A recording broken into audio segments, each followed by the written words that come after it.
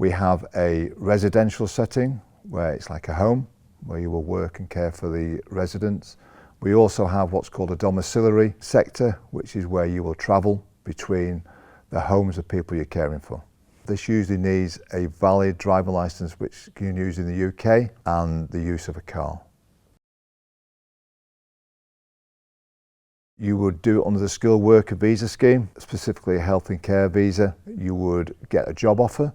The sponsor would issue a certificate of sponsorship. Once that's gone through, you can then apply online for your visa. You are entitled to a minimum wage. That is just over £12 at the moment per hour. You're also entitled to holiday pay, sufficient breaks whilst working. You're entitled to be treated with dignity and respect and fairness by your employer whilst in the UK. Please go online and search for .gov UKVI care sector. You can Google it. They give good advice.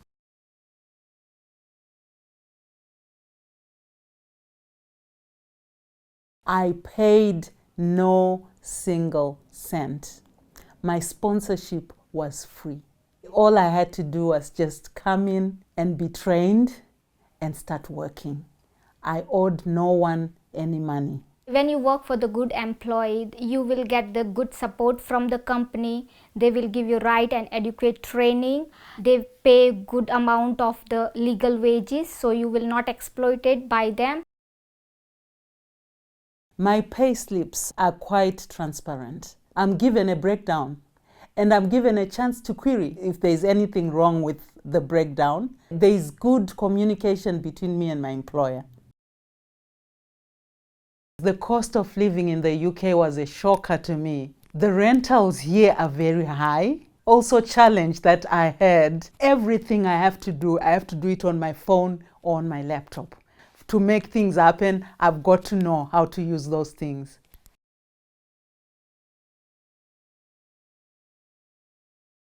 I was recruited through an agent who promised that there was a work here for me in the care sector.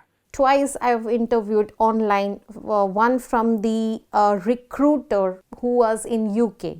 There is a hidden parts of the job professions. At that time, they didn't told me anything about that I have to drive and I have to go to door. I paid £7,000 for the COS. He charged me like £25,000, which I have borrowed some of the amount from my family members and some of the amounts I have done with bank loan. He was a reputed person in my area. That's why I chose him. I trusted him because it's a huge amount and I'm paying by cash. What I was promised and what happened was quite different because I was promised 40 hours a week. And the first day that I had to go to work, I did just 1 hour, 30 minutes. They didn't started my work like for 2 months. So I have to borrow money from back home. My parents were sending. I was keep on asking them, when will I start my job and everything. But they didn't support it with anything, like nothing. So my biggest challenge with the employer, he was threatening me. They can cancel my sponsorship and I have to go back to my country. The challenges are enormous. The debts back home, what's the properties that were sold and everything. I've not been able to pay any of them. There are people I own and they've been calling me and I've not been able to pick their calls. It breaks you down. It shatters your dream. There are lots that I've gone through and it always makes me sad when I speak about these issues. So never ever trust to these agents. Never give any money. You can get everything on internet and you just approach straight away directly to your employer, not by the agents or anything. Good companies here don't take money for COS. I've seen companies who will give you COS for free if you meet the requirements. So if someone comes to you promising you COS and asking you for money, then you have to be careful. You have to think twice.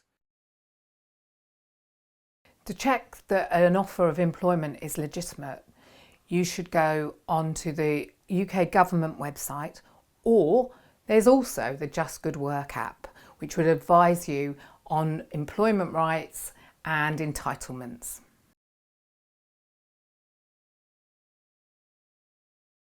If an international worker has unresolved issues, they should seek advice either from their union or, if they're not registered with a union, to seek advice from somewhere like ACAS, who will provide free and independent advice. If issues become extreme, such as your movements are controlled, your identification documents are taken from you, you've paid large fees, or you're being threatened, you should call the police.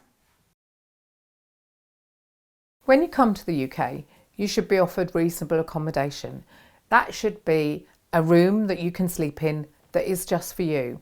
You'll probably have shared facilities with other housemates, such as a kitchen and washing facilities for your clothes, and there's potentially a shared bathroom.